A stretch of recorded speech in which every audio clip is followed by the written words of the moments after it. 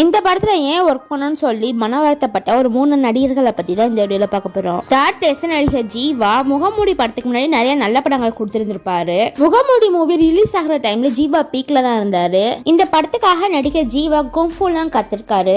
இந்த படத்துக்காகவே நிறைய hard work பண்ணிருக்காரு. ஆனாலுமே இந்த படம் ரிலீஸ் ஆனதுக்கு அப்புறம் ஃபிளாப்பா தான் ஆயிடுச்சு. இத பத்தி நிறைய இன்டர்வியூல ஜீவா வருத்தப்பட்டே சொல்லியிருக்காரு. செகண்ட் பிளேஸ் நடிகர் கார்த்தி. இவர் 1000 ஒரு மூவிக்காக 3 வருஷமா கஷ்டப்பட்டு நடிச்சிருக்காரு. இருந்தாலுமே படம் ரிலீஸ்க்கு அப்புறம் ஃபிளாப் தான் ஆச்சு. அந்த 3 வருஷம் டைம்லயும் வேற எந்த ப்ராஜெக்ட்டுக்கும் கமிட் ஆகாம நடிச்சிருக்காரு. இதனாலேயே இந்த படத்துல ஏன் நடிச்சேன்னு சொல்லி கார்த்தி நிறைய இன்டர்வியூல பேசியிருப்பாரு. அப்போ ஒரு 3 வருஷம் நம்ம இதுக்குள்ள டிராவல் ஆகி வெளியே வரும்போது அந்த படத்துக்கு அவ்வளோ கல்லடி. அண்ட் ஃபைனலாக ஃபர்ஸ்ட் டேஸ் நடிகர் சுந்தர் சி. அன்பே சிவம் படம் எடுக்கும் போது ரொம்ப ஹாப்பியாக எடுத்தாரா. ஆனால் படம் ரிலீஸ்க்கு அப்புறம் மிக்ஸ்டு ரிவ்யூஸ் தான் வாங்குச்சு. அந்த படத்தினால 1 வருஷம் ஜாப்லெஸ்ஸாக இருந்தாராம். பண்ணதுனால எனக்கு வந்து ஆதாயங்களை விட இழப்புகள் அதிகம்.